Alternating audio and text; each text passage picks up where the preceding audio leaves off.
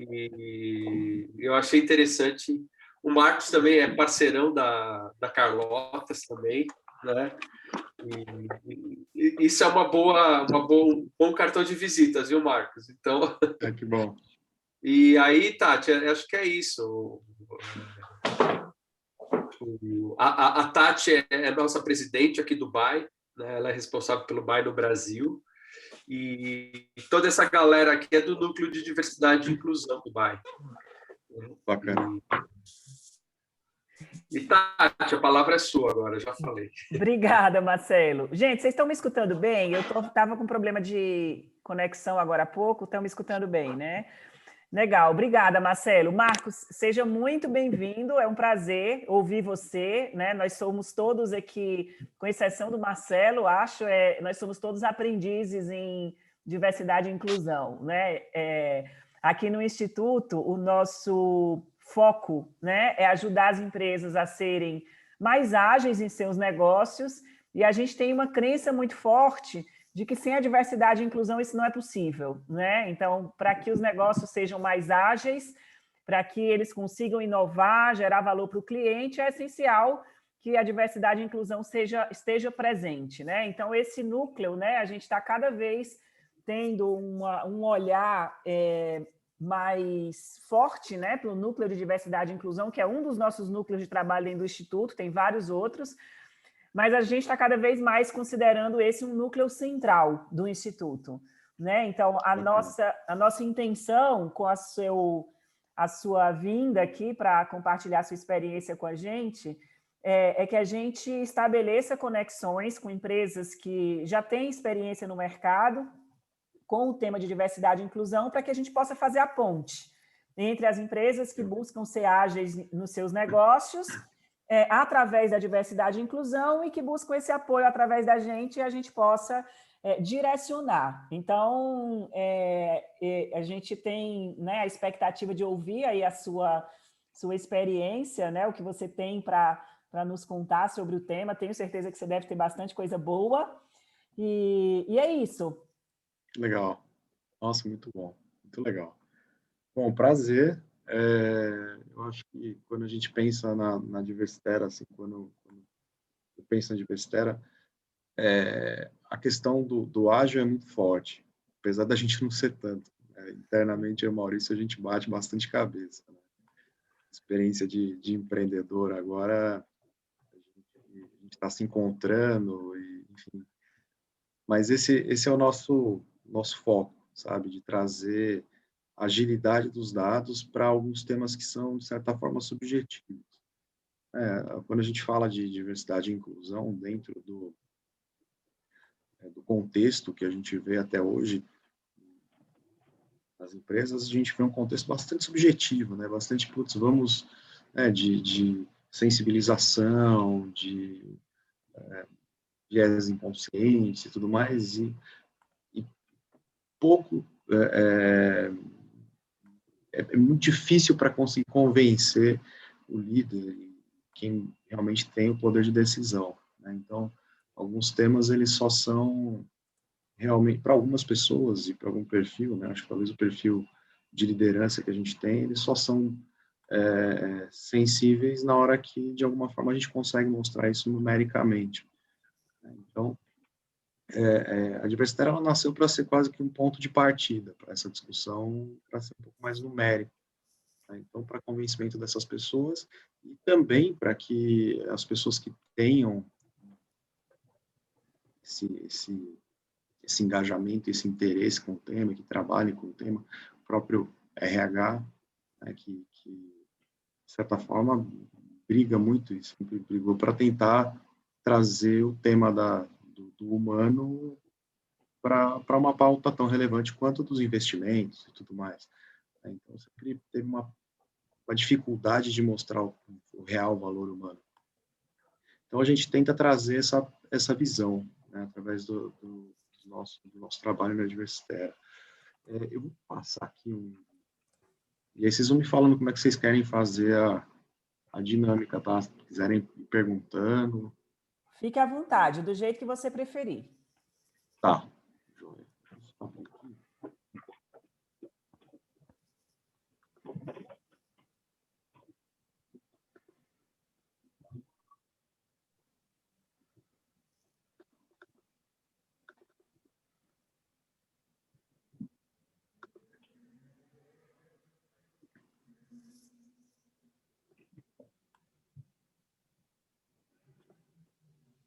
acho que a nossa apresentação está com um probleminha que desconfigura ela quando a gente passou a usar o, o Google, Google Office lá e aí desconfigura algumas coisas. Ele desconfigura mesmo. Quando você faz no PowerPoint offline, né, que você vai usar nele, ele desconfigura. E eu não consigo largar do... Dá para ver minha tela? Dá para ver sim. E eu não consigo largar do Office, né? Para mim, eu adoro o Microsoft Office. Então, o Maurício fica usando só o Office e a gente acaba. Então, a barrinha aqui está na frente ou não? Não, para nós está... Então tá bom. Dá para ver a tela inteira, tá? Dá. Ok. Então, basicamente, a nossa ideia, o nosso propósito é trazer a questão da diversidade e inclusão sempre de uma maneira muito pragmática, né? Sempre de uma maneira muito buscando... A gente olha muito essa questão dos dados, mas a gente incorpora, obviamente, nunca deixa de incorporar o lado humano, tentando, através dos dados, criar contar a história da empresa, tentar buscar um pouco de fatos ali sobre a empresa que talvez a liderança e os donos, acionistas, não tenham. Né? Então, a gente tenta trazer um lado humano nessa história. Então, nosso propósito é promover equidade social, né? Então, econômica, a ideia de que esse tipo de iniciativa ele tem que ter quando tem um vínculo social, tem que já vincular uma coisa de não lucro, esse tipo de coisa. A gente acredita que precisa ter dinheiro, precisa ter o lucro envolvido para que um negócio pare em pé, né? Então, a gente traz isso, a gente entrou como realmente uma empresa com um propósito social bastante forte. Então, e aí a gente pensa que a inclusão ela não se dá somente no lado do emprego, mas ela também se dá no lado do consumo.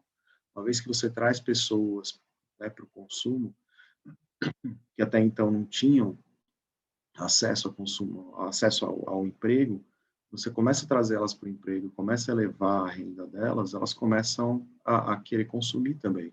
Então, você acaba trazendo um lado de inclusão no consumo. Então, a gente quer olhar esses dois aspectos, o lado humano da força de trabalho e o lado humano também do consumo, né, de quem está consumindo. Então, tem um consumidor e um trabalhador, eles são as mesmas pessoas. Então, somos eu e Maurício. Maurício, a gente se conheceu na DAO, a gente trabalhou junto na DAO, um projeto, enfim, a gente gerenciou uma área em conjunto, foi bem bacana. E, então, ele acaba sendo até mais o lado humano, eu sou mais lógico, talvez, da coisa. Minha carreira inteira foi marketing, tecnologia, enfim. Eu comecei minha carreira na Dupont, passei por uma consultoriazinha um pouco antes, uma consultoria menor, mas tive minha primeira experiência na Dupont, depois Microsoft, e depois minha carreira corporativa se encerrou, espero, na Dow Química. Eu estou gostando muito da vida de empreendedor, apesar de não estar ganhando um décimo, mas está muito bacana, né? Então, e eu sou cadeirante desde os 15 anos, e para mim foi processo, quando eu saí da Dow e do mundo corporativo, eu estava terminando um MBA, que sempre foi um sonho meu de vida, fazer um MBA, de fazer internacional, mas o dólar não permitia, então eu fiz no internacional, mas aqui no Brasil, né, um executivo muito bom aqui, e enfim, eu queria poder, estava terminando os estudos, tá? Eu queria poder parar um pouco, pensar o que ia fazer, né?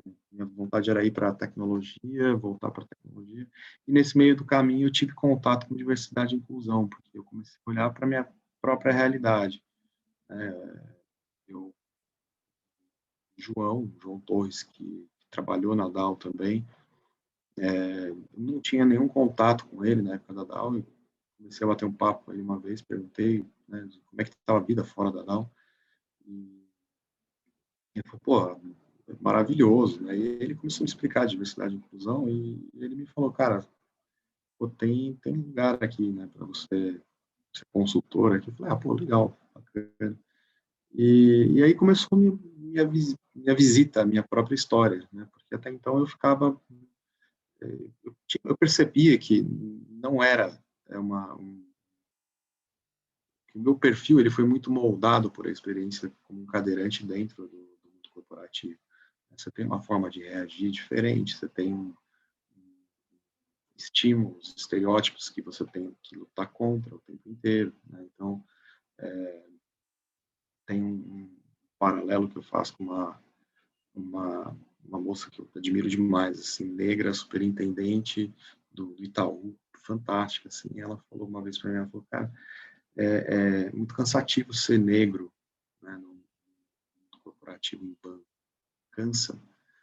E aí eu não conseguia, né, para mim, putz, foi um cansaço psicológico, assim, um cansaço de você tem que você consegue quantificar muito bem, assim, porque você tem que quebrar vários estereótipos numa conversa, né? Então ela falou, chego numa reunião com um cliente externo, né, eu vou com o meu time lá, a primeira coisa, eu tenho que quebrar o primeiro estereótipo, que é mulher negra tem um grau de instrução baixo. Depois eu tenho que quebrar um outro estereótipo de que eu posso trabalhar num banco. E vai quebrando estereótipos, né? Tipo, a mulher negra líder. Até que quando chega na hora de você realmente abordar o assunto naquela reunião, o processo mental que você passou ali, até para explicar, né? Obviamente que você não explica, olha, eu sou negro, estou aqui. Não, mas você tem que, de alguma forma, equilibrar aquilo, né? Aquilo que é um estereótipo para outra pessoa. Então, aquilo me fez muito sentido, né? E minha vida foi assim, eu percebi, né? Então, desde, obviamente, quando eu fiquei cadeirante, aos 15 anos, você começa a ter você olha o mundo de uma maneira diferente, né? Começar que você está teu grau de visão é diferente, a tua forma de interagir com as coisas é diferente, né? Umas coisas para mim muito mais cansativo de fazer, né? Então, você começa, enfim, o seu organismo, né, vai se direcionando para você se adaptar. Então, isso acaba se confrontando com os estereótipos, né? Então, isso para mim fez muito sentido e eu comecei a tentar aterrissar essa história de segurança psicológica, que é, putz, esse cansaço, né? Você perder tempo, você gastar tempo tentando provar, né, quebrar o estereótipo do outro, me fazia muito sentido. Eu comecei a ter contato com alguma literatura e entender, né? E aí eu criei uma pesquisa inicial, né? Eu, tipo, lá com a diversidade, eu comecei a ter contato com algumas empresas e criei uma pesquisa que basicamente é consenso, uma pesquisa com base censitária, só comecei a trazer outros aspectos ali também, a fundir com uma pesquisa de clima, mas mais focada em diversidade e inclusão. E, enfim, e aí eu saí de lá, enfim, a gente fez um acordo de extrato, né? E aí resolvi, e aí por uma questão também de o tom que você quer dar naquele produto que você criou e que você consegue ter contato com a sua própria realidade, né? Então, isso para mim começou a fazer muito sentido, se tornou putz, é assim, é isso, né? Sabe, quando te dá aquela coisa, puta, acredito muito nisso, né? E aí começamos a jornada, então, basicamente, gente, vocês vão me falando como eu estou de tempo, porque eu falo pra caramba, tá? Enfim, perguntas também, tranquilo. Pode Então, a ficar gente, tranquilo, pode seguir. tá bom. Então, eu sempre fui muito lógico, né? E sempre, para mim, é muito difícil, às vezes, entender o subjetivo. Sou bom no abstrato, no subjetivo, mas não muito longe daquilo que tá, né, daquilo que é um conceito para mim. Então, eu tento buscar lógica em tudo ao meu redor. Então, eu falei, putz, como tentar trazer isso para um aspecto de, putz, uma pesquisa de clima, ela é uma pesquisa lógica, né? Tentar pensar alguns conceitos ali que fazem sentido. Então, nossa base ali é trazer dados e tecnologia, pensando aí a gente pensa num lado de sistema, plataforma, dados, a gente está falando de pesquisa, plataforma mesmo que a gente já tem, e um lado de design que é olhar para produto mesmo, que aí é uma outra iniciativa que a gente tem, que é olhar para, ok, dá para converter, a gente está falando de atender essa população, existe espaço no seu portfólio para atender essa população, né? Então, você tem às vezes, no meu caso, né, como cadeirante, 95% dos produtos que eu utilizo, né, no meu dia a dia são produtos qualquer pessoa, uma pessoa que não é cadeirante também utiliza, né, tranquilo. Mas tem uns 5% ali que tem uma demanda tão grande para esse tipo de produto, por exemplo. Estou dando um exemplo de uma população, né, de onde que surgiu a ideia, mas cadeira de rodas, cadeira de rodas é uma extensão do seu corpo, no final das contas, ela deve custar, hoje, com o dólar de tá, uma boa, ela deve custar pelo menos uns 40 mil reais, né? Então, é muito caro. E é muito caro por quê?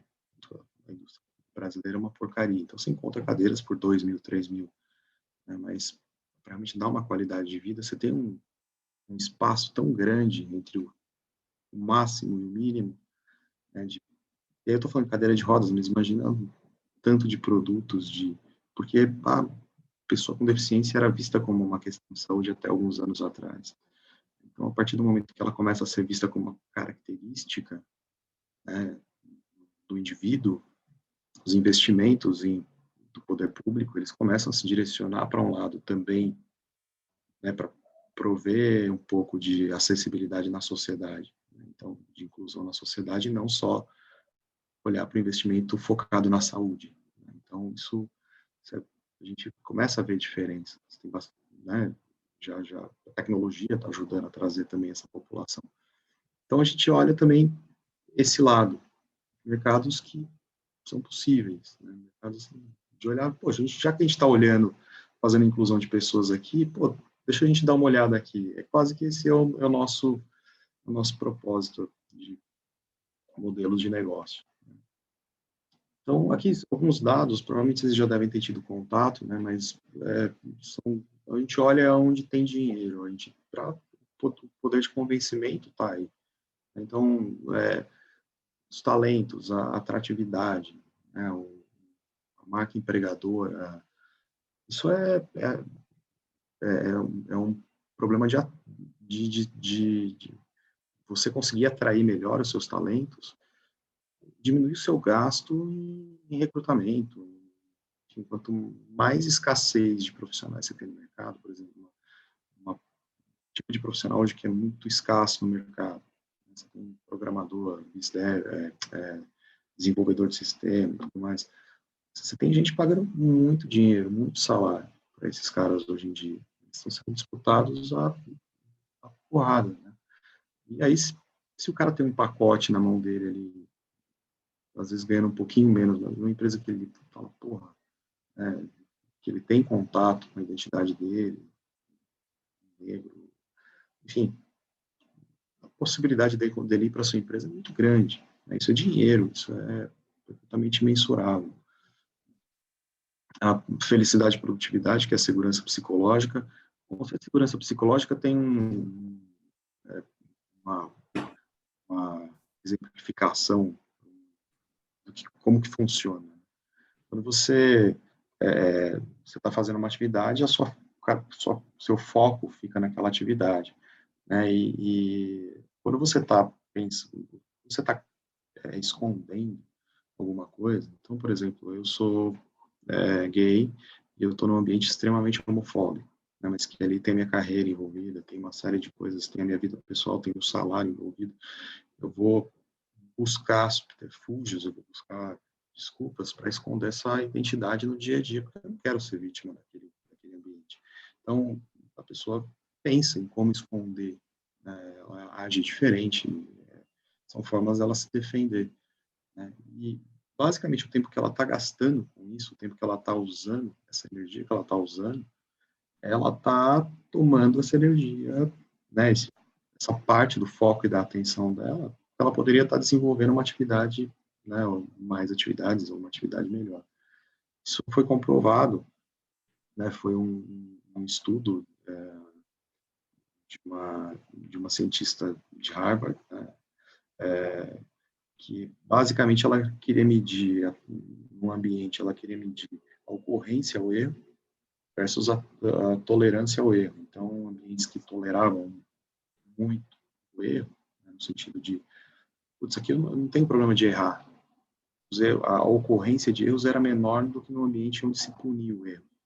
Por quê? Porque as pessoas não estavam cansadas ali, perdendo tempo de, olha, vou fazer tomando cuidado para não errar. É óbvio que em algumas situações você tem que ter um processo envolvido para dar segurança ao processo. Mas por isso que as pessoas, elas têm esse foco limitado, né? Então, isso afeta diretamente a produtividade delas.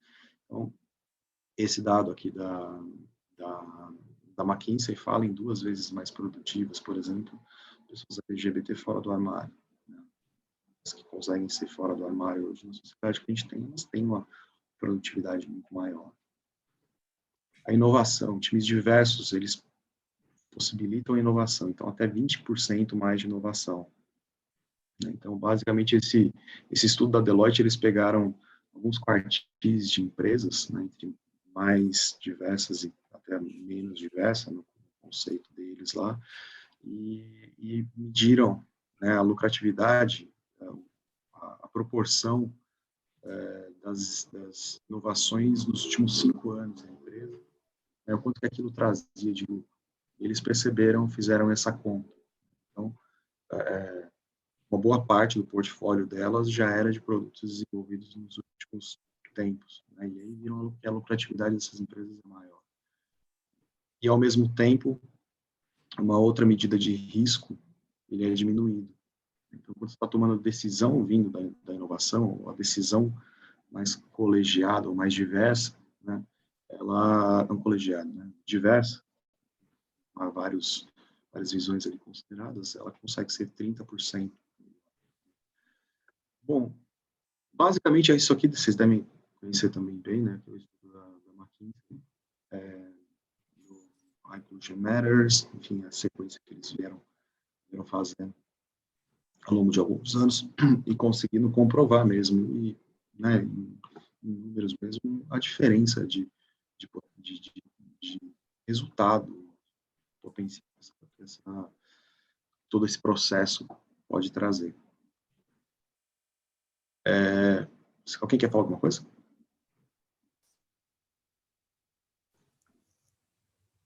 Não. Tá bom.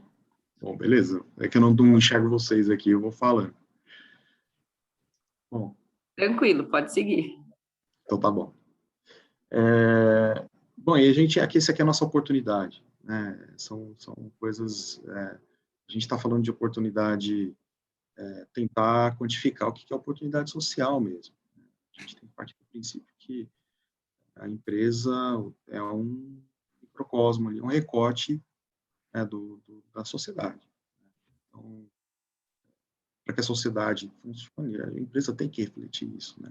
E é um ambiente muito bom para que isso aconteça. Que a decisão é centralizada, né? Então, se a decisão, o que a gente tem que trabalhar é na educação justamente para que essa decisão ela seja sempre mais ponderada possível, né? Quando a gente está falando de uma empresa, tem um ambiente onde é o dono, ou o presidente. Quando você está falando de uma sociedade geral, você tem vários aspectos ali que influenciam. Então, as empresas, né, a gente tem força para que o setor privado possa trazer protagonismo, né, para conseguir fazer a roda girar. Bom, e aí como que a gente trabalha? Basicamente, a gente tem essa abordagem que é um ciclo, basicamente um ciclo de dados, estruturação, planejamento, implementação e mensuração. Então, a grosso modo, a gente coloca isso aqui como a base, a pedra basilar do trabalho de diversidade e inclusão que a gente considera. Então, basicamente, a gente tem um diagnóstico aqui, monitoramento, né? Então, que a gente tem, a ideia é dashboards, a gente tem um trabalho bem forte com dados, né? Agora a gente tem a plataforma de pulso, então a gente trabalha junto com os clientes, a ideia é ir escutando os clientes, né, através de algumas das pesquisas que a gente tem, né, e aí a diversidade, a gente pode abordar ela de diferentes formas, né, a gente pode ver diversidade, óbvio, a gente sempre traz a diversidade para os aspectos básicos que hoje as empresas enxergam, que realmente são um reflexo dos principais problemas que a gente tem, né, questão de gênero, questão racial, questão de pessoas com deficiência, né, geracional, né, mas quando a gente pensa em diversidade, a gente traz outros recortes que também são importantes para essa análise, né, a gente traz alguns aspectos sociais, socioeconômicos, tenta buscar interseccionalidade sempre. Então, por quê? Porque todas essas pessoas, elas são afetadas antes de se começar a pensar em carreira, né? E aqui eu não estou falando que as coisas têm que acontecer em diferentes tempos, mas quando a gente também tem que fazer um trabalho muito forte de olhar quem são essas pessoas, qual é o ponto de partida dessas pessoas, né? Para a questão do respeito estar sendo bem tratado, isso é diretamente proporcional à sensação de segurança psicológica que os colaboradores vão ter. Aí sim você vai poder começar a falar de plano de carreira.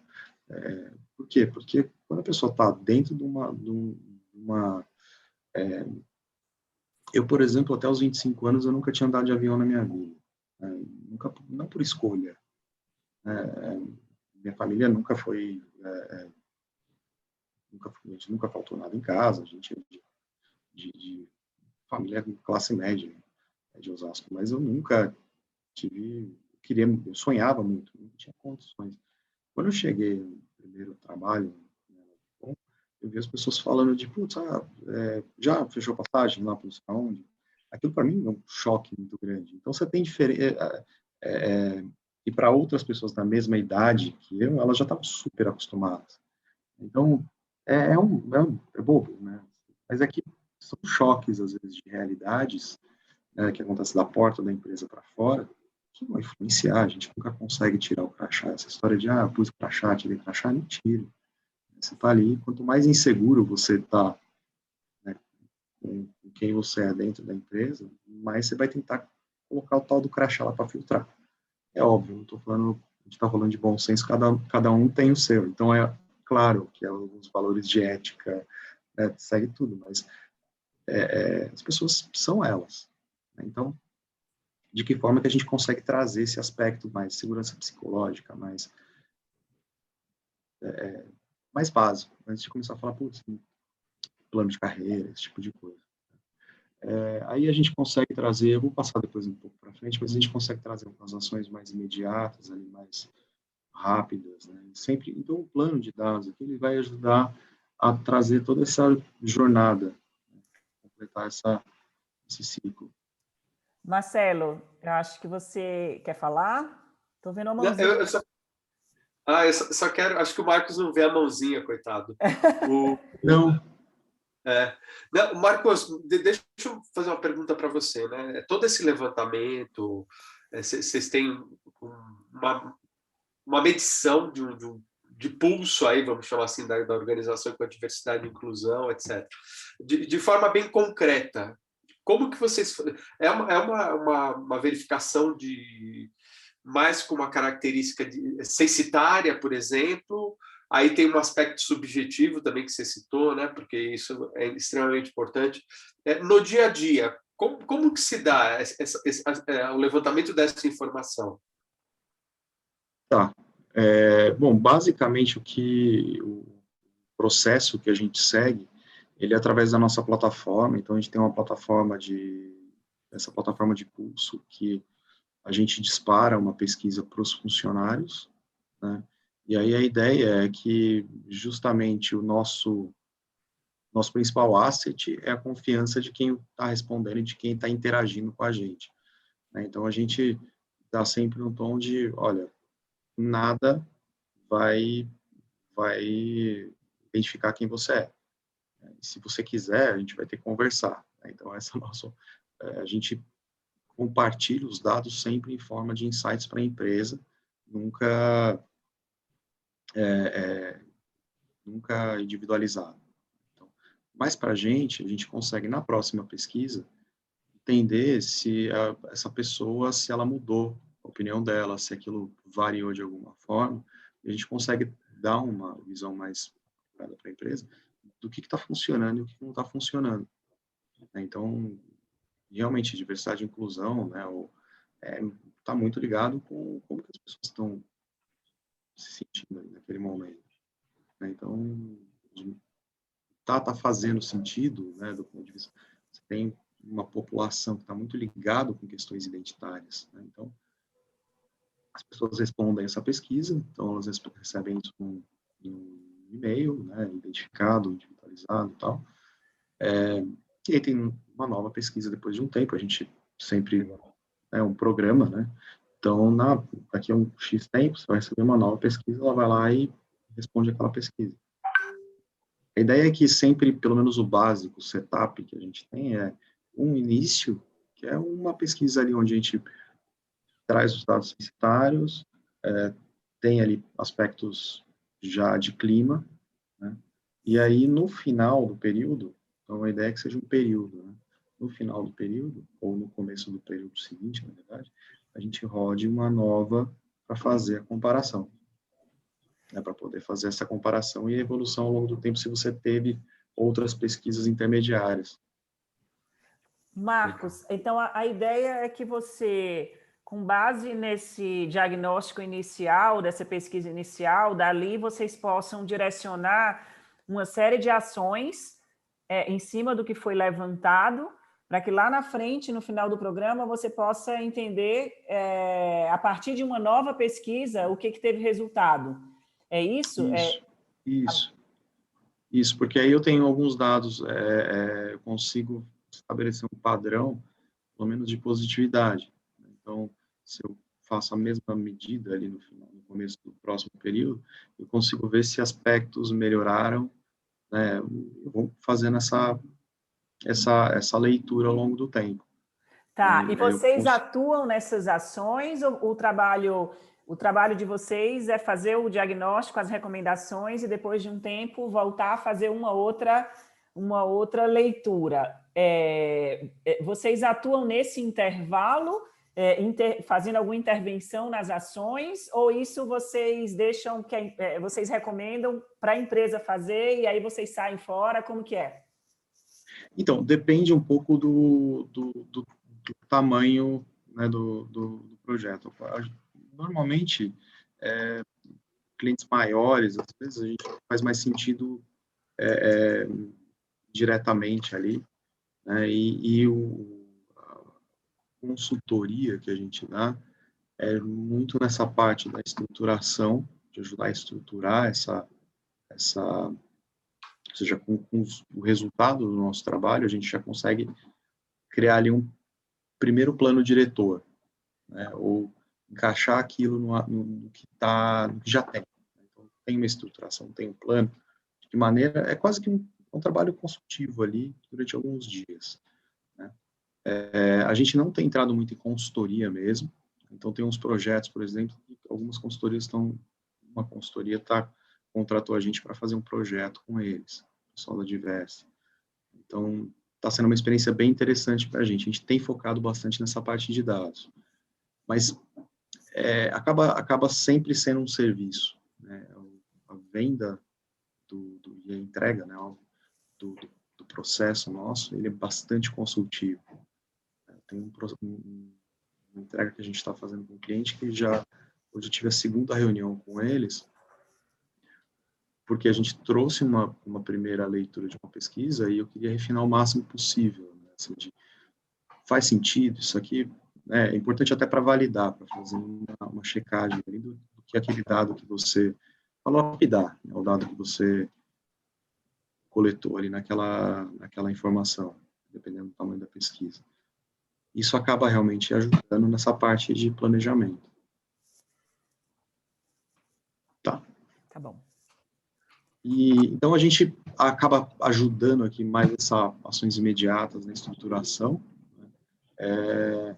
Essa parte do planejamento e governança, a gente está se posicionando bastante ali com treinamentos bem focados ali. A gente não tem um leque, não quer abrir muito um leque a gente quer ter um leque de cursos e treinamentos, mas através de parceiros, porque a gente acha que não faz muito sentido eu dar um treinamento, por exemplo, de pessoas com TEA. O Marcelo faz muito melhor isso. Então, de que maneira que a gente consegue trazer o ecossistema em conjunto. Dessa maneira que a gente está... E a gente tem alguns treinamentos que a gente quer colocar e a gente está fazendo já com a nossa marca mesmo. Então, aqui é a nossa visão, a forma que a gente enxerga e a forma que a gente está trazendo todo esse sistema. E aí essa parte de visão de negócios, basicamente, é aquilo que eu estava falando de produtos, né, produtos acessíveis, né, produtos inclusivos. Tem a gente vê, por exemplo, potencial. Eu lembro da minha infância, as prateleiras de shampoos, enfim, de cosméticos para a população negra era considerado lá étnico, alguma coisa assim.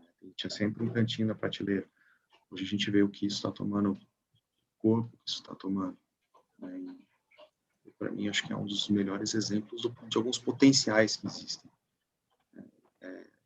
Se justificava antes, né? Enfim, não era possível produzir alguma coisa em pequena escala. Vai ter uma justificativa econômica. Quando a gente fala de um momento que a gente está vivendo, onde é possível clusterizar, é possível potencial desses públicos minorizados pode trazer muito benefício para a sociedade. Em termos de segmentos, né, novos segmentos, enfim. Então, através dessa primeira fase aqui, a gente olha bastante, então, o diagnóstico. Então, o diagnóstico através desse processo de pesquisa e escuta, né? Então, é um ciclo. Uma coisa que a gente teve que fazer bem rápido, assim, a gente focou muito esforço nisso, né, na parte de LGPD. Então, toda a parte de legislação, realmente é uma legislação bem forte, é um controle bem interessante que essa legislação trouxe. Então, a gente tem que cumprir, porque a gente está lidando com informações ali sensíveis, até para proteger todas as pessoas. Então, basicamente, o processo que a gente segue é uma escuta mais censitária, isso através, por exemplo, de uma pesquisa, o setup que a gente faz, né?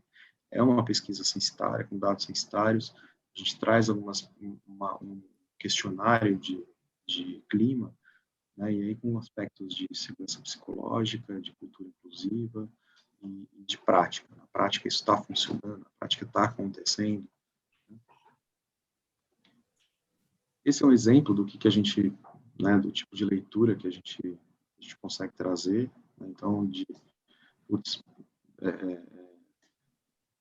participação de gênero, né, das mulheres, né, por área da empresa. Então, a gente consegue trazer o seu retrato geral hoje, em termos censitários, está condizente com o que tem na sociedade? Está próximo. Né? Mas quando a gente fala em participação no nível hierárquico, a gente vê que tem os desequilíbrios, né? A gente vê outras populações, ali, outros cruzamentos, né, de interseccionalidades, tudo mais, que a gente precisa enxergar, né? Quando a gente olha mãe solo, hoje em dia, é uma realidade, né? Já faz um tempo que é uma super realidade da sociedade. E essas pessoas precisam trabalhar e conseguem produzir, ter um potencial igual. Qual que é o problema ou a característica que ela tem? Ela tem uma dupla jornada. E aí, quando você, por exemplo, se ela estiver reportando para uma pessoa que não tem dupla jornada, que nunca teve filhos e que tem uma outra realidade completamente diferente, né, por que isso aqui, de repente, não pode ser parte do processo de sensibilização e comunicação que a comunicação interna, o pessoal de diversidade e inclusão vai fazer. Né? Então, a gente começa a trazer outras visões, né, visões um pouco, às vezes, renegadas ali. Lá há um caminho, enfim, um cantinho ali, né, colocado aqui junto com outros grupos. E aí a gente traz um aspecto de, putz, uma vez que você tem essa representatividade, né, você consegue, dificilmente você vai conseguir, o eixo X aqui, basicamente é a representatividade de cada população. Né? Então, quanto de cada população aqui está representado na empresa? Né?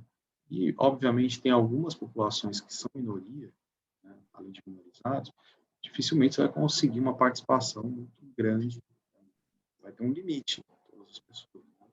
Então, uma vez que isso aqui é um dos aspectos para que o ser humano se sinta acolhido, né? Você ter pessoas semelhantes a você, né? Isso é um processo mental, né? Um processo do ser humano. Eu me sinto acolhido, mais acolhido quando eu tenho pessoas semelhantes, minha família, os amigos, né?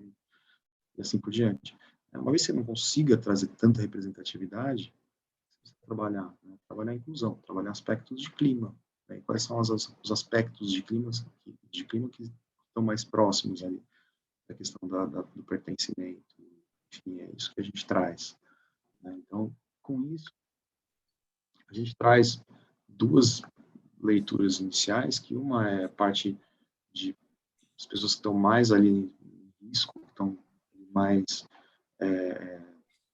vulneráveis ali no sentido de pertencimento, né? E as outras populações que também precisam de algum tipo de engajamento no plano das IRDs, né? No plano das redes de aliados. Né? Então, o pessoal da rede Afro, o pessoal da rede C, enfim, toda empresa costuma ter, ou da forma que a empresa prefere. A gente ajusta, obviamente, a entrega de acordo com a forma que a empresa está estruturada. Né? Então, basicamente é isso que a gente faz de mais para esse lado de aterrissar. Então, a gente consegue trazer isso aqui para uma aterrissagem mais, ok, do ponto de vista de estratégia, de que maneira que isso encaixa na realidade da empresa, na estratégia da empresa, tentar fazer isso encaixar, fazer sentido. Então, para a gente é importante também, a gente fala muito de dados, mas uma das coisas que a gente também gosta de observar, né, no nosso dia a dia, assim, é política internacional. Né, as relações, né, diplomacia e tudo mais, elas refletem muito, e elas deveriam refletir muito, o que é uma empresa. Uma empresa, você tem diferentes contextos, você tem diferentes diálogos ali, que estão buscando, cada qual com o seu interesse. Então, de que maneira que a gente consegue aterrissar toda essa história de uma maneira que faça sentido, que seja, que não seja brainwash, né? Não seja aquela coisa de, putz, vamos lá, vamos trabalhar diversidade e inclusão, da porta para dentro está tudo horrível, né? Então, né, e ao mesmo tempo você conseguir abrir espaço, né? Pessoas, não adianta você ter representatividade incrível e quando você vai olhar está na base da pirâmide. É de que forma que esse processo, que é cíclico, continue acontecendo sem parar, né? Que siga evoluindo, né? Muita coisa aconteceu, muita coisa evoluiu e agora precisa continuar evoluindo. Eu acho que é isso, gente. Estou um pouco agoniado que eu não consigo ver vocês. Acho que se você parar de compartilhar, você consegue ver, né? Consigo. Isso. Foi. Acho que sim. Eu tenho uma pergunta. Vamos lá. Muito boa apresentação, Marcos. Parabéns aí pela empresa. Obrigado. Eu sou profissional de dados e tem uma frase que você colocou no início da apresentação que é cansativo ser negro nesse país, e realmente mas eu não desisto. Eu vou lá e explico até a gente chegar lá. Mas a minha pergunta Marcos, quando você chega com esses dados é, mais detalhados, né? Como, como é a receptividade em empresas mais conservadoras ou uma gestão mais conservadora, né? Porque na hora que você... Contra fatos não há argumentos. Então, quando você coloca isso na mesa, eu acho que deve chocar um pouquinho, né? É, cara, eu acho que sim. É interessante como choca, choca. É, na experiência que a gente tem, dificilmente a gente consegue, a gente tem uma abertura direta para quem realmente decide, né? Porque se você parar para pensar, hoje diversidade e inclusão dentro das empresas, não são todas, é óbvio, mas ainda, né, segue num nível estratégico, né? E quando a gente pensa num C-level, né, um conselho, muito pouca empresa tem essa mentalidade. Então, você imagina que é um monte de gente ali, as camadas intermediárias ali, com diversidade e inclusão mesmo, tentando fazer isso ganhar vida, né, e conseguir investimento. Então, quando a gente consegue chegar, é interessante o impacto. Eu, particularmente, eu já tive boas experiências, assim, de perceber que falou, sabe, que foi, né, Impactou, deu né? um, pelo menos alguma chavinha virou ali, sabe, do tipo, cara, tua empresa, ela funciona, né, você tem tudo isso aqui dentro, né, não é a sua visão, né, você pode dar a sua visão estratégica, né, mas são muitas visões que você tem aqui dentro para conseguir, né, trazer essa decisão, né, esse monte de decisão aqui para onde você quer, né? Então, você tem um monte de gente ali, você tem que considerar isso, né? Até porque o público que você tá querendo atingir, né? A gente estava falando agora de produtos étnicos, né? Até não faz muito tempo, não, que 20 anos atrás, 15 anos atrás, você ia no supermercado produtos étnicos, né? Então, toda a parte dos poucos produtos que tinha para a população negra estava no cantinho ali, né? Hoje você já tem, você olha e fala, puta, tá muito melhor, né? Aí quando você para e pensa 56% da população, você fala, não, então peraí, tem um errado. É um, a proporção é outra, né? A proporção é inversa, tem que ser mais produtos, né? Você para pela lógica. Então você dá para ver que tem muita gente fora do consumo. Então na hora que esses caras começam a olhar isso, né? Eu acho que está começando a ter um primeiro contato com esse tipo de coisa, sabe? De olhar a economia, olhar consumo como oportunidade, né, de inclusão. Você tem que Certeza. cobrar um pouco a mais, né? Óbvio, né? Você tem Marcos, que segmenta o produto. deixa eu fazer uma pergunta prática, assim, né? Que eu ainda estou tentando entender. Na verdade, assim, para mim, acho que já está mais ou menos claro, né? Que o que vocês estão trazendo aí de diferencial para o mercado é essa parte dos dados, né? Então, eu estou entendendo que é isso, né? Então, por exemplo, por que alguém vai contratar a Diversitera, por exemplo, e não vai contratar uma outra empresa de diversidade e inclusão? Então, o que vocês fazem de diferente, né? Então, o que eu estou entendendo do trabalho de vocês, né, que vocês se diferenciam diante das outras empresas, é a parte de dados, é isso? A parte de dados e que é onde a gente se foca mais, né, que é essa parte mais de emprego. Mas a gente também olha essa questão do consumo, né?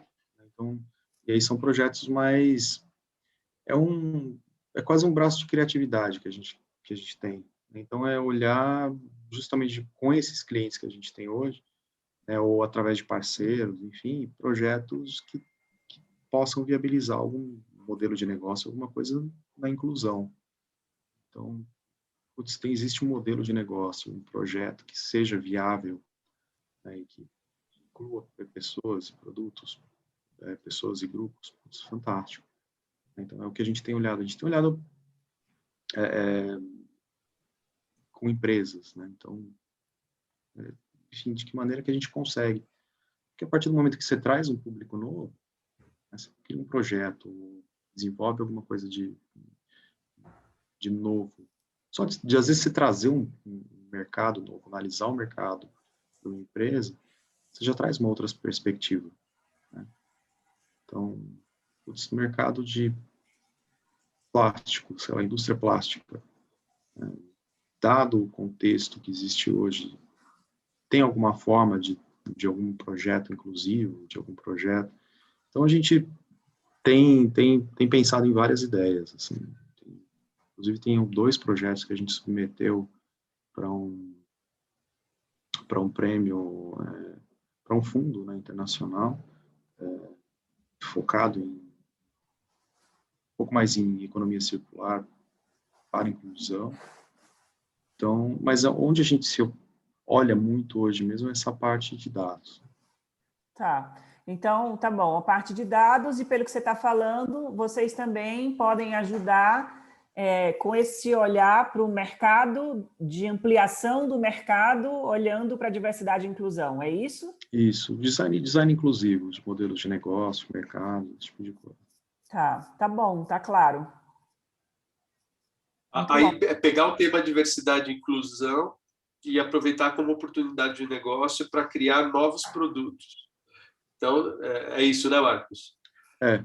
E aí vocês saem dessa questão da consultoria lato sensu que a gente tem hoje, de apoio, de trazer diversidade para dentro da organização, de fazer a gestão. Acho que a ideia de vocês é integrar um pouco também no negócio, até pela vivência de vocês em marketing, produtos. E aí você porque... falou em... Desculpa, te interrompi, Marcos.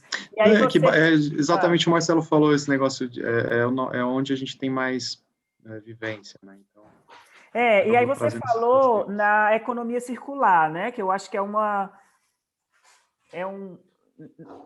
tendência que não tem mais como fugir, né, Marcos? Assim, você pensar no produto além do momento que ele vai ser consumido, mas o que vai acontecer com ele depois do consumo, né? E como é que isso vai ser reintegrado na natureza? E como é que... E o depois, né? Depois que ele for consumido, o que vai acontecer com ele? Então, pelo que eu entendi aí que você falou,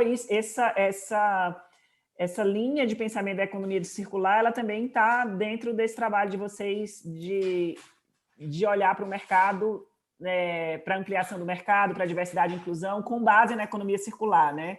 Essa é a minha pergunta. Sim. E não na economia linear, tá? Na economia circular. A gente sempre tenta olhar a questão, a não ser em alguns casos que você tenha umas especificidades que não tem como, né? Mas trazendo esse conceito. Inclusive, a gente tem, né, além da Carlota, por exemplo, a gente tem a Bumera também, que é um parceiro, que é uma empresa de economia circular.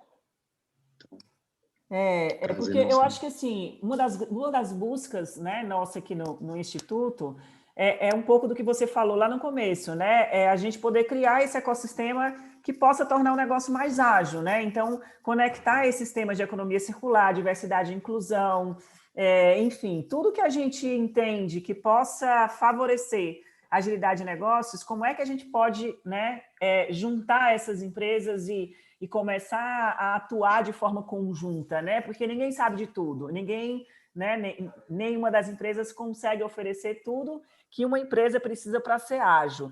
Então, eu acho que a gente tem um papel muito forte aqui no Instituto de ser essa ponte, né? Como é que eu posso pegar alguém que possa ajudar a repensar o produto de forma circular e não de forma linear? E, ao mesmo tempo, eu possa chamar alguém que possa apoiar na diversidade e inclusão naquilo que aquela empresa está precisando. E, ao mesmo tempo, sabe, criar essa rede que, junto, a empresa vai conseguir ser mais ágil no negócio. Entende o que eu estou falando? Então, para a gente é muito importante, né? Quando essa conexão já existe de forma natural, quando você falou, né, na diversidade e inclusão, e, poxa, a gente também atua já pensando na economia circular. Isso para a gente é super importante, porque já é uma junção de conceitos que precisam estar conectados, né? Junto com outros que vocês talvez não estejam, né? Não tenham a essência, mas que a gente precisa de alguma forma conectar, né? Sem dúvida. Sim. Sem dúvida, porque eu acho que é a base da nova economia, né? A gente pega lá o fundo ESG, né? É isso, né? Eu só não me meto em governança, porque aí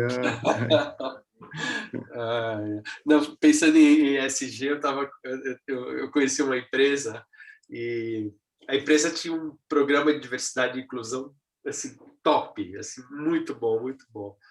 Mas o produto dela, ela vende agrotóxico, daqueles assim Nossa. que já foram excluídos de todos os países, né? Aí o pessoal de diversidade e inclusão vinha, não, nosso engajamento e tal. Aí o pessoal de sustentabilidade, mas peraí, escuta, vocês estão contaminando a população inteira com esse... Então, não dá mais para dissociar, não dá.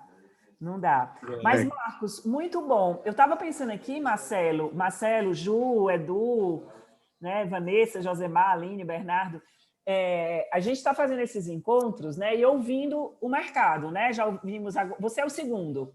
A gente já ouviu a Carlotas, já ouviu você. Legal. Mas nesses encontros a gente não está tendo a oportunidade de falar da gente, de falar do Instituto, de falar o que a gente está buscando com isso, né? De falar desse grande ecossistema que a gente quer criar, enfim.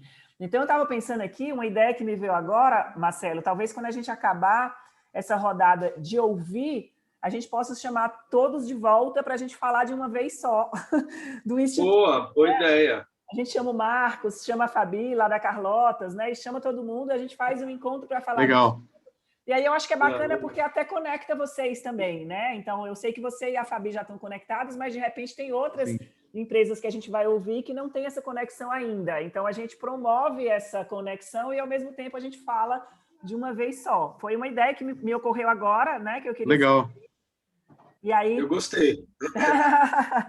E aí, Marcos, isso significa que você vai receber um novo convite, né? Que a gente vai ter... Bacana. A gente vai te incomodar um pouquinho mais. Super à disposição. Tá bom? Então, joia. Joia. Perfeito, então, gente. Não sei se alguém quer falar mais alguma coisa antes da gente encerrar.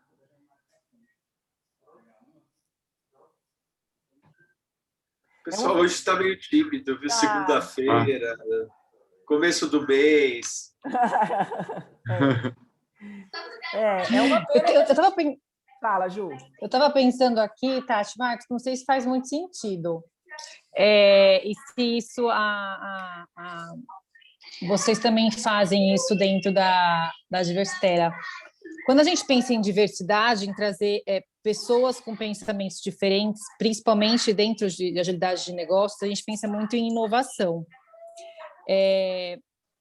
Vocês conseguem medir o quão a empresa lucrou quando ela implementou a diversidade dentro da organização? Então, assim, a partir do momento que eu tenho diversidade na minha empresa, eu consegui ter essa inovação, eu consegui ter produtos novos, eu consegui entregar valor para o cliente. Como que eu meço que o que fez isso crescer, o que fez a minha organização crescer, foi realmente a diversidade que eu comecei dentro da minha organização. Não sei se deu para entender. Assim, é um antes e um depois da diversidade dentro da minha organização. Essa é a pergunta de $1 milhão, né, que a gente está tentando responder. A Fabi deu a mesma resposta. A Fabi deu a mesma resposta para pergunta para ela. Eu acho que isso aí, talvez, né? Talvez, Ju, a gente consiga fazer algumas conexões não tão diretas, né? Eu acho que você fazer alguns trabalhos de diversidade e inclusão aumenta o engajamento, aumenta isso, aumenta aquilo, que por sua vez a gente sabe que traz resultado de negócio. Mas essa conexão direta, né, sabe? Gerou tanto de lucro líquido, gerou tanto de EBITDA. Isso é muito difícil, porque são muitas variáveis em conjunto para gerar esse número. Você não tem como segregar. né? Mas você tem que fazer uma geração de resultado intermediário, que, por sua vez, você sabe que aquilo favorece o resultado do negócio, né? Exatamente, O que a gente mais tenta nessa linha. estabelecer no nosso processo são justamente essas métricas e padrões, né, de evolução que vão jogando para cima provavelmente vai ser muito difícil, né, você conseguir. E eu Mas acho você que não é consegue verdadeiro, estabelecer. né, Marcos? Não é verdadeiro, porque Não, você não consegue é um jogo. você É não uma consegue ter essa combinação, né? conexão linear, né? São muitas variáveis que fazem com que aquele resultado apareça, né? Gente, eu tenho um compromisso agora. Não, já deu tanto. Infelizmente, a gente, né, sempre fica com esse gostinho de quero mais, né? Quando a gente promove essas conversas aqui. Mas, Marcos, muito obrigada pela disponibilidade, pelo compartilhamento, parabéns pelo trabalho. E a gente vai contactar de novo você Legal. e as outras pessoas que a gente está convidando para a gente fazer um outro, né? Falar um pouquinho do Instituto e conversar um pouco mais. Joia. Beleza, perfeito. Prazerzão. Obrigado, se vocês Marcos. quiserem me conectar no LinkedIn lá, enfim. Tá bom? Joia. Valeu. Obrigada, Marcos. Certeza. Obrigado, Tchau. Obrigada, gente. Tchau.